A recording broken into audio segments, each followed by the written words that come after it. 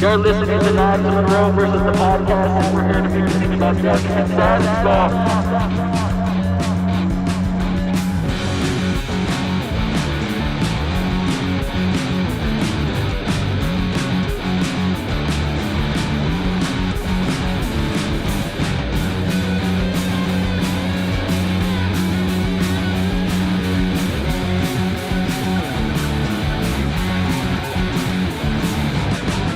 Welcome to another episode of the podcast. I'm Knives Monroe, and with me is writer filmmaker Joshua Segundo. Josh, how you doing? Doing good. How are you? I'm doing great, man. In February, we did a podcast discussing Where Do We Go, which was a film that was in the middle of a crowdfunding campaign at the time. So it wasn't even materialized. It wasn't real yet. But here we are, 7 months later, and it's real, man. So that's what we're going to talk about. First of all, congratulations on a successful crowdfunding campaign.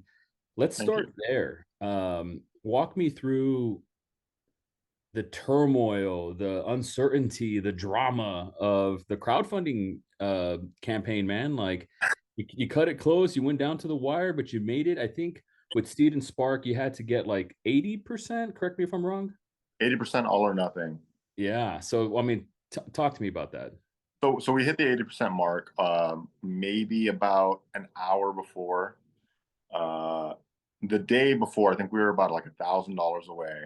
And I texted the DP who, he and I had already had several meetings, discussing the film. We had already built out a shot list and, we'd done a lot of prep work for it. And I texted him like, I'm sorry, like this is not going to happen.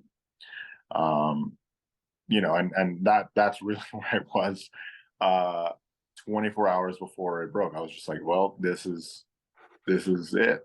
I put everything into the crowdfunding campaign. I really, it's work, man. That's really what it is. It's a lot of work. But I am incredibly grateful that, we hit our goal. And, that is something that I'm going to never take for granted. How did you do it? Like, was it politics, like shaking hands and kissing babies? Like, I believe you hit 9. Is that correct? Or were you asking for 9? Yeah, I think we hit about like 8 or 9. I'm not entirely sure. I think it was 8. How'd you do it? How'd you do it? Because people are going to listen to this. A lot of like indie nerds and indie filmmakers and aspiring filmmakers hear this. You did it. Like you did the impossible. I made a crowdfunding campaign and we didn't even raise $100. This was like in 2013 or something. And, I was nobody, so it wasn't going to happen. But how'd you do it? That's a great question. I mean, I think, the one thing that I've definitely preached, and I said it on the last podcast as well, is like working on set, getting on crews. So a lot of producers that have known me, they were like, "Oh, it's really cool that this guy who works on crew is wanting to, make a movie. He's wanting to become a director." So I had a lot of help as far as like from producers. We had an angel donor as well. Her name's Janelle Lee Austin. She was very, very sweet, and she came in clutch. And I woke up one day and I just saw like a lot of money. I'm not going to specify the amount. And I was like, who is this lady? And we met, and she was just like super, super excited about film. She loved the campaign. And then, she asked to be on set. She was like, "I'll do catering, I'll do anything." And I was like, "No, like I want you there." So she was her script supervisor, and she did a great job. And I think hopefully the story just kind of connected with people. And I think that's really what it was. I mean, I wear everything on my sleeve when it comes to like what I wanted to do with it. And hopefully people connected with that. I wasn't trying to I don't know, I guess scam anybody with money. And I mean, you've seen the film, and I would say like we put everything on the screen. Absolutely. So talk to me about, wow, the day that you guys you knew that this movie was going to get made. You funded it. How long Mm. between funding it to shooting? What was that gap, and how long was that? About like 3 or 4 weeks. That is fast. Well, we had a lot of prep work, so we were under the impression that this was gonna get done. Like, we had so much prep work already done. We had already meetings with so many people. It was basically just like putting down deposits. Like I had already talked to a lot of the locations, a lot of the crew. Everything was pretty much ready to go. We just needed to get the money. Was the movie already cast? We cast it during the crowdfunding campaign.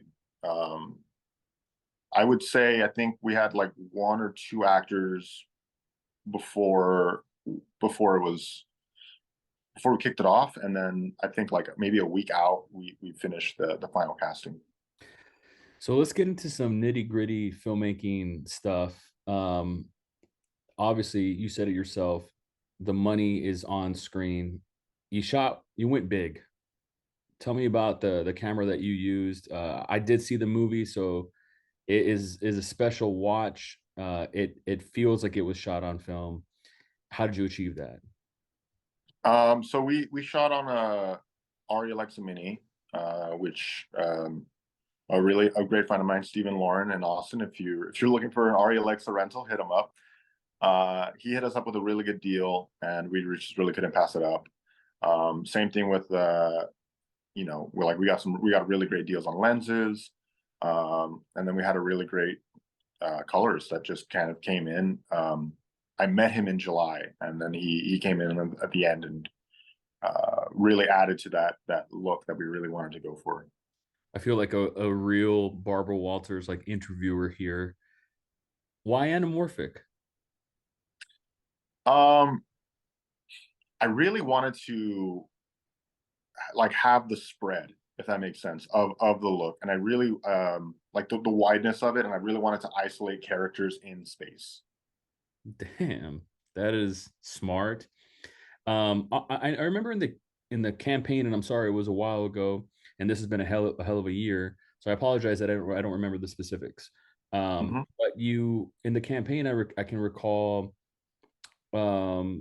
you vocalized your influences and like different films that kind of inspired the picture.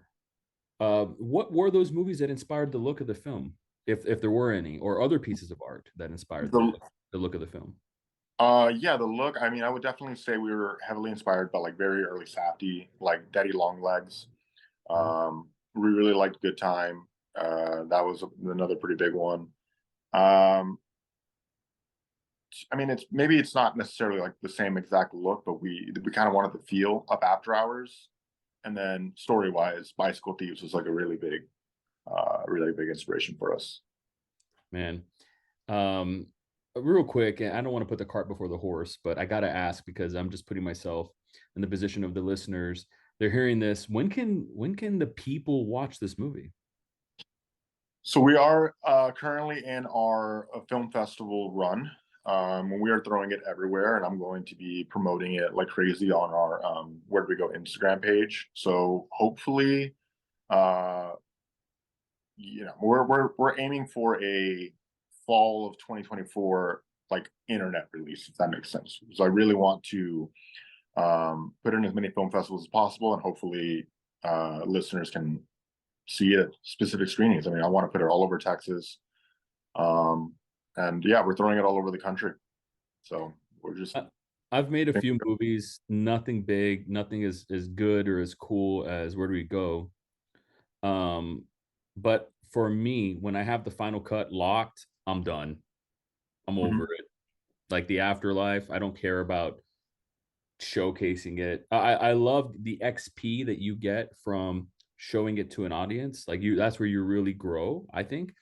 Um, but you got like a long journey ahead of you still with this movie. Like talk to me about um the longevity of it, and I mentioned this in the last pod, the afterlife, the shelf life of it. Like talk to me about like your plans and showing it, and like what the big picture looks like for the movie. I mean, if And how long do you want to carry this? Because surely you want to move on to the next thing already, but you just had a yeah, baby. You know what I mean? right, right. I mean, I think both of those things can coexist. I think, like there's a long life after it for film festivals, in my opinion. It's gonna take a while. And I want to see it on the big screen in as many cities as possible. I want to be able to network with different people. Um, I put a lot of my eggs into this basket, and I wanted to go as far as it can. Um, so, I mean, yeah, I do definitely want to work on new projects. I know you and I had talked about like vaguely what I'm working on, um, and I think they can happen simultaneously because the life of that thing is going to that is going to have like a life even further than that. So whenever, even if Where Do We Go is still in its festival run, the newer project can still be in pre-production and production. I think I can handle both of those things simultaneously. Do you remember? You probably do. I'm sorry, maybe you do, maybe you don't. Do you remember the date of day one of shooting the movie? Third week of March, some Friday. That's Okay. all I remember. I don't remember And the exact date. how many shooting days? Three. Uh, three and then two pickup days. 3 consecutive shooting days? Yeah, Friday, Saturday, Sunday, and then we shot a shot on Monday and then a shot on Tuesday morning. Uh, can you divulge? I know the movie's not out yet. What those Mhm. pickups were, and Uh, why you needed extra days for that? yeah, it was basically just like a time of day thing.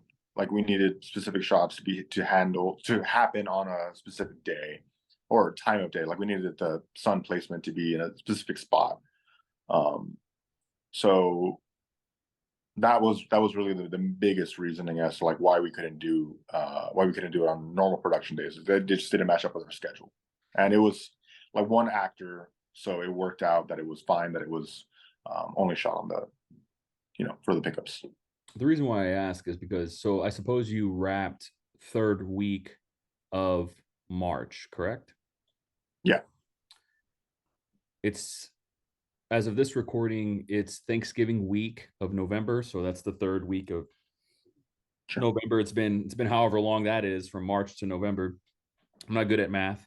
Um, when you look back at the movie, not to be like nostalgic because it didn't happen that long ago, but Mhm. when you look back on it, like what's like top of mind? Like what do you remember? Like what's stuff that like sticks with you about the process of making the movie, of actually shooting it? Honestly, like I think we were so go go go that it was a lot of it's kind of a blur, and I kind of wish I had someone there to be doing BTS because I was just sorry. I Hello. was super locked in while we were doing it. But I mean, Next uh, time. Next time, call your boy. yeah, okay, you got it. I do. I mean, I do remember a very specific moment, and you and I had vaguely talked about this, but obviously we did shoot on a bus, like a moving city bus that we rented out, and it was day three, and it was just like we were just letting the scene play out. Like there's nothing I could do at that moment, just watch the monitor. Um, and that was like probably one of the few moments that I was able to just sit down and just like watch this happen.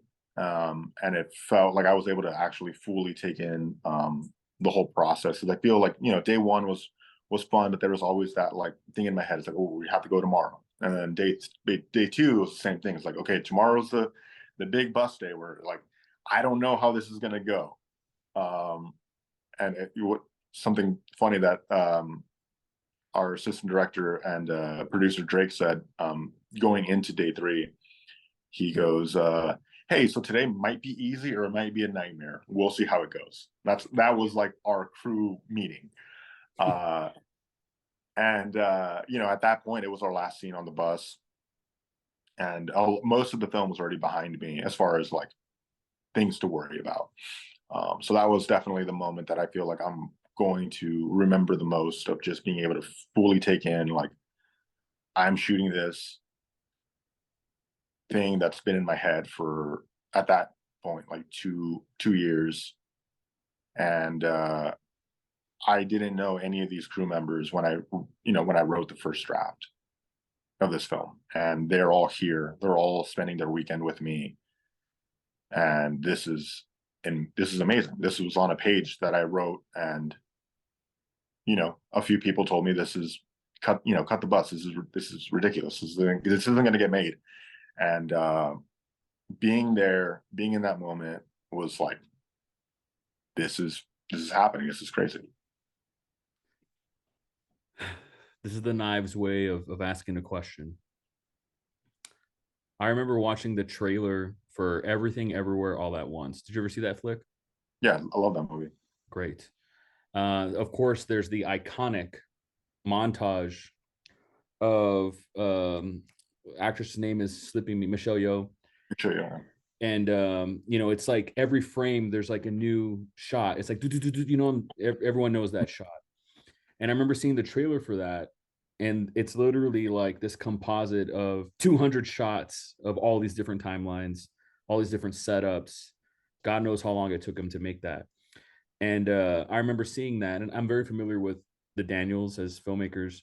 I've been a fan of their music videos and their short films, and I was so happy to see their success. But watching this trailer, I remember having this thought as a filmmaker, oh shit, they did everything the hard way.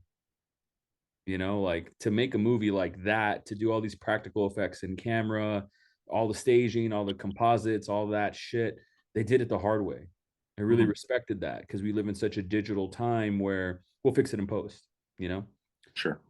When I watched your movie and I was seeing these characters interact on the bus, I'm watching this and I'm like, holy shit, he got a real bus. Holy shit, this bus looks like it's actually moving. Holy shit, that looks like a real bus driver. You did it the hard way. You could have cut the bus like you were being told by people that are close in your inner circle. Why did you do it the hard way? I mean, I had a specific way that I saw it in my head, and I didn't want to compromise from that. And I guess I enjoy the challenge of being able to solve the problem of how are we going to do this. We had a lot of different options. We had the idea of just like renting out a bus, keeping it stationary, and doing lighting gags across the windows, and we just didn't think it was going to look that good. We tried it, like very briefly with some stuff, and it just didn't look very good.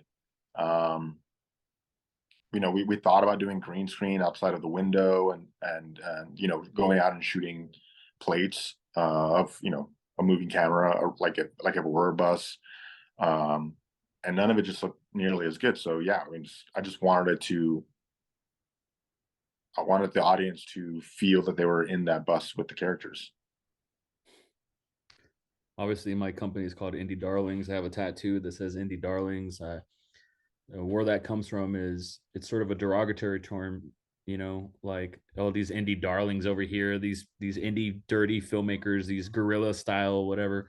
And I wanted to embrace that and really indulge like the indie filmmaking world. You're probably going to go on 10, 15, 20 years from now and direct like big budget things. But right now, here we are in this moment in time, and you're in the indie world, and I love it. It's the world I'm going to stay in forever, I think, by choice or by fate. It's such a logistical nightmare to film in a fucking bus.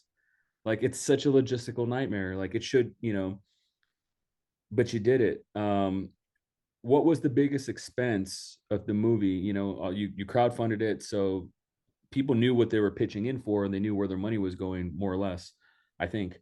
But what was like the biggest expense, and what was the most expensive scene of the movie? It was definitely the bus. The bus cost us a decent amount of money. Being able, like I said, like being able to shoot that the real way, it just worked. We probably could have done it a little bit cheaper, and maybe we could have done a set build. I don't know. I honestly never even considered that until right now. But there was a lot of different ways that we could do it, but it was mostly all locations. We had, I believe, 8 or 9 locations in the film, and then we paid for all of them. So, we wanted it to look like there was a real school that, this character puts his daughter up at. There was this real office building. There's this, we shot in a restaurant, like there's a lot of locations that we utilized. And instead of, using, I don't know, like some office building that has a kitchen in there, that has like a little, staff kitchen to make it seem like it's a restaurant. Like that's just not gonna work. So yeah, I mean, like I said, I wanted it to do it the way that I was envisioning it. So talk to me about your vision. Like, what was the germ of the idea? Where did it come from? Yeah. So a lot of it came from a very like frustrated time in my life, where I guess I felt a little directionless when it came to what I was doing. I was still bartending. Actually, no, at that point I wasn't bartending. Or I was the DoorDash driver. I had just started. It was middle of the pandemic, and just feeling very, very, very inadequate within myself. And I remember having a conversation with someone, and yeah, I didn't blow. I was like discussing this idea of a backpack, and talking smack about like a hypothetical kid that I remember from elementary school or whatever. And I was like, that was so annoying that they would do this thing. Like I hated when this kid would say, backpack as pack. And then the person that I was talking to, they mentioned like, I don't think you're mad about the pack. Like you're mad about something else. And I think that's really what started the germ in my head of like this story about this dad, this frustrated person who is trying to figure out his placement in life, trying to figure out his placement in his daughter's life. And his whole story is wrapped up around this backpack. And it's this, the stakes are low. It's like the movie Election. That was like a big inspiration for like the stakes being so low, but I wanted to make it so high for the characters. So the stakes are very low in the grand scheme of things, but it means a lot for the characters. It's a character piece. And it's not about the backpack. It's about everything else that's revolving around the simple, small stakes plot. And that's kind of where it all came from. I encourage people who are listening to this after they watch the movie, whenever they do, to come back and listen to this again. And I think that will become a little clearer. Like that'll make more sense. You have to kind of watch the movie to know precisely what he's talking about. But yeah, sorry about that. Yeah, no. I mean, it is what it is. It's hard to say what I'm about to say without sounding like a condescending douchebag. But I'm going to go for it anyways. Hear it. The script has such a mature perspective that I'm surprised you have. And here's what I mean by that. I don't think it's a spoiler to say the movies it revolves around the protagonist, who is a father of a daughter of an 11-year-old girl, I believe. Mm-hmm. And there's so many nuances in this character and the frustration that a character goes through as a father. And it's such a particular thing that like if you have to kind of walk a mile in those shoes to really know. Louis C.K. has this great joke about putting his family in the car and then like getting his daughter and putting her in the car seat, and strapping her in, and then getting the bags and loading them into the trunk, and then it's this whole thing, and he's sweating and it's hot outside, and it's having such a hard time putting everybody in the car, making sure wife has all her stuff, closes the passenger side door, walks to the driver's side, and that walk is his vacation. Mhm. And that's the punchline. And it's just such a great encapsulation of like how frustrating it is to be a father. I say this because you're not a father, but how do you have this perspective? And talk to me about the writing. Like you mentioned the germ of the idea. How did you get to the last draft? Like how did you know this world and like those frustrations so well? Because I can tell you that like they're very realistic. And I know a lot of my friends don't have kids. I'm like the only one that does.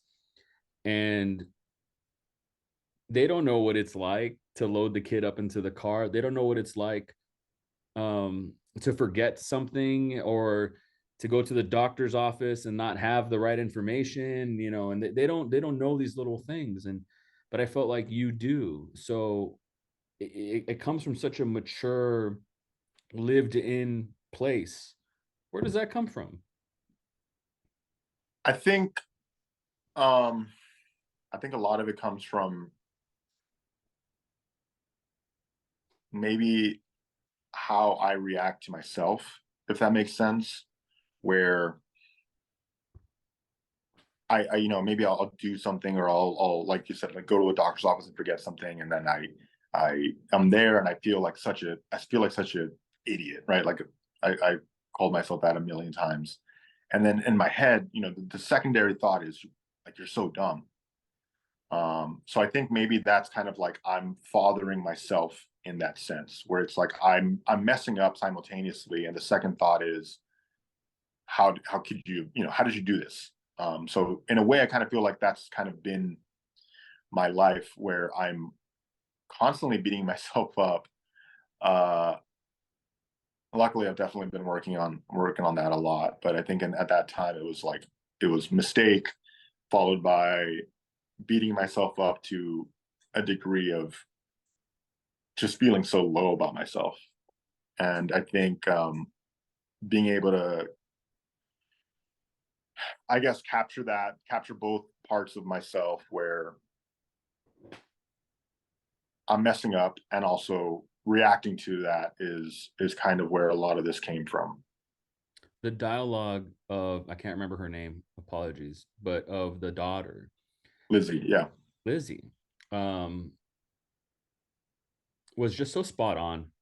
Like especially Gen Z little girls, Mhm. such a particular tone. How'd you nail that?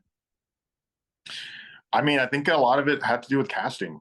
Um, you know, there's the two things I'll probably say I'm like the most proud of in this is casting and locations.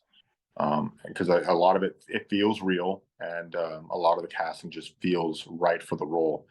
Um, and Journey, you know, she nailed it. I think she brought a lot of herself into it, um, where she was able to kind of play with these words. You know, I kind of allowed them to. You know, there's a lot of moments where she'll do an eye roll, or she'll look at a character and say a line in a specific manner.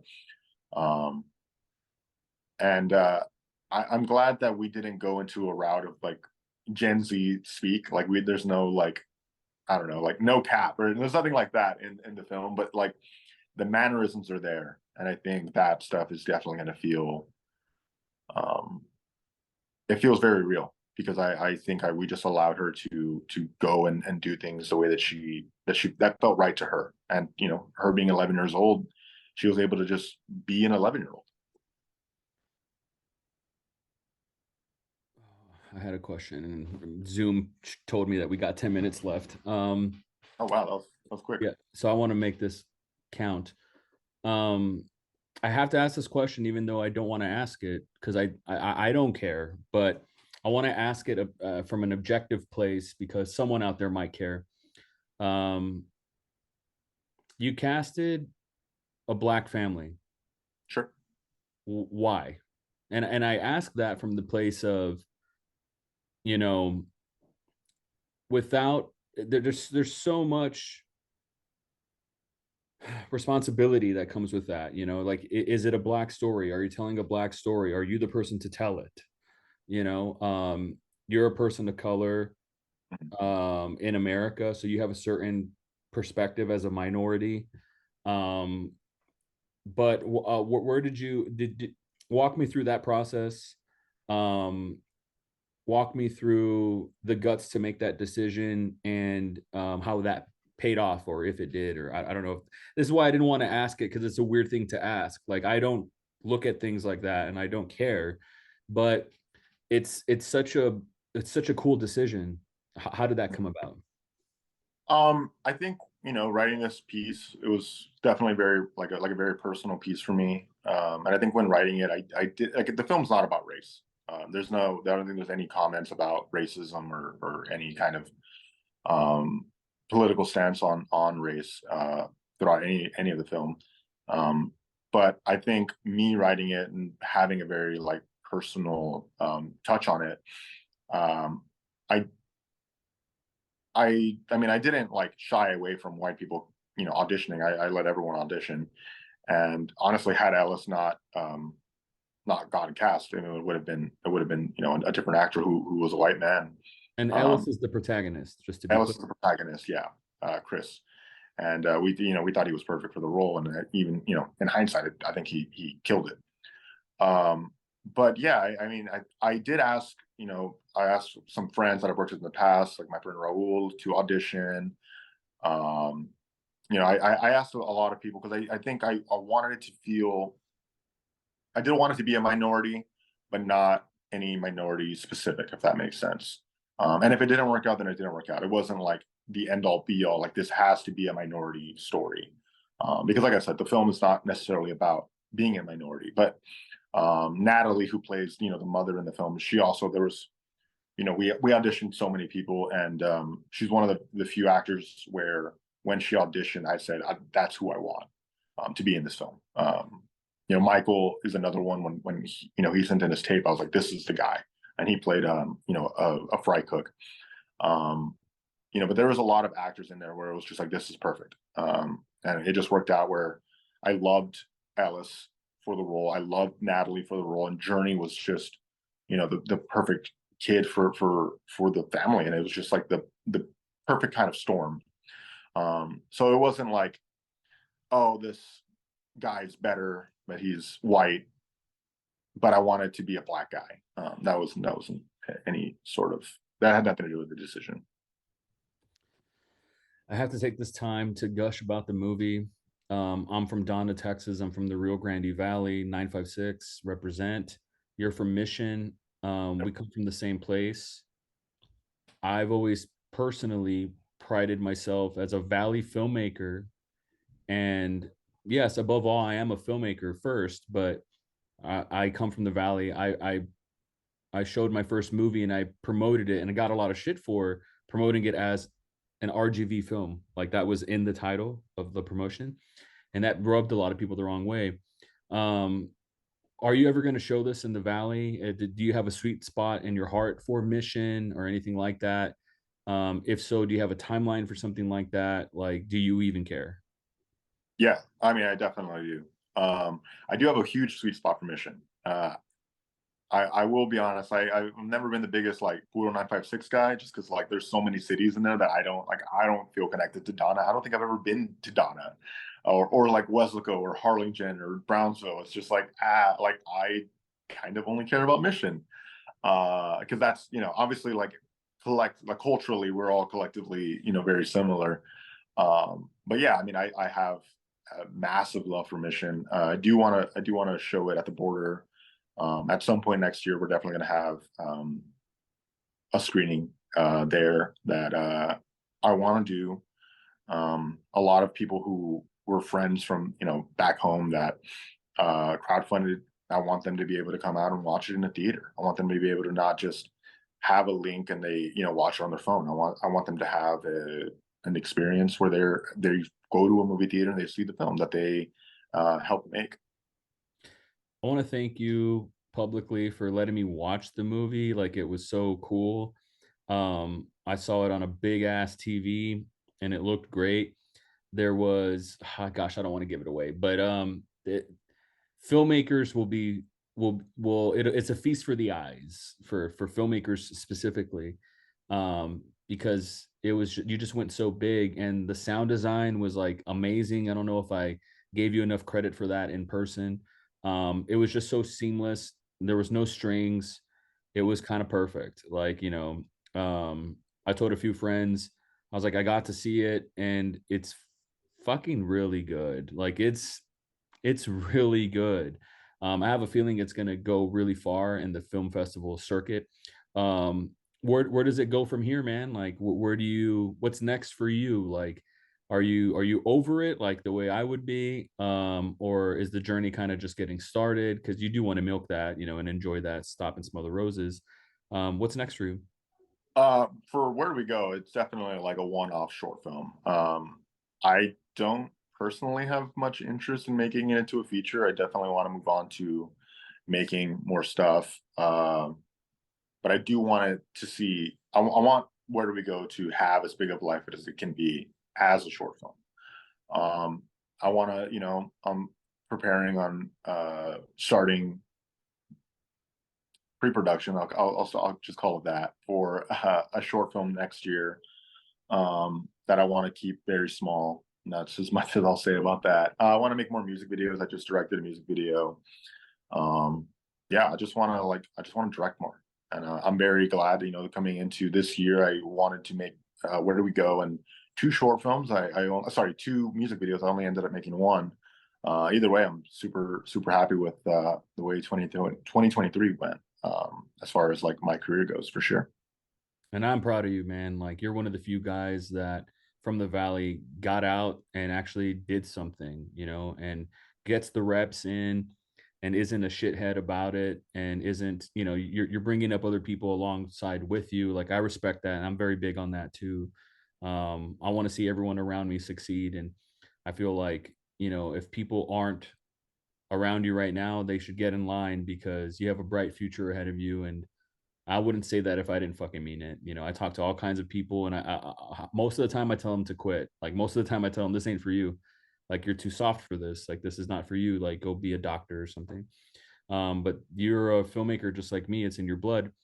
And I love that, man. Where can people support you on the internet? Where can they um, have their eyes on the next thing, so they know, and they're in communication with you with Where Do We Go goes from here? How can people support you on the internet? Yeah, I mean, my Instagram is Josh_second. And the film's Instagram is WDWG Film on Instagram.